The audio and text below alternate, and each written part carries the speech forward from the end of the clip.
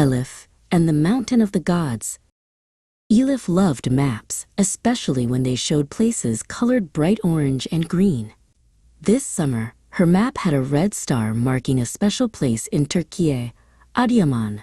She arrived excited, ready to explore the city of the Mountain of Gods. Her dede, grandfather, Orhan, was waiting. "Welcome, little traveler," he chuckled.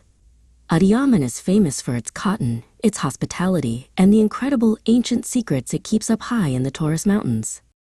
Their first stop wasn't the mountain, but the mighty river. The Fırat, Euphrates, river flows nearby, Dede Orhan explained, driving past fields of green and gold. "It has been giving life to this land for thousands of years." They reached the edge of the Ataturk Dam, a huge lake created by the Fırat. The water stretched out, impossibly blue, touching the distant rolling hills. It felt like standing on the edge of the sea. Finally, the main event, Mount Nemrut, Nemrut Dağ. This isn't just a mountain, it's a giant tomb built 2,000 years ago by King Antiochus I.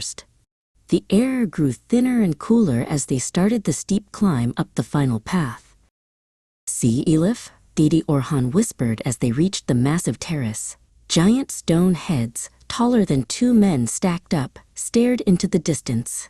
They were once attached to colossal bodies, the statues of gods and kings. King Antiochus I, who commissioned this amazing place, wanted to show the world that he was equal to the Greek and Persian gods. That's why his own statue stood alongside Zeus and Heracles.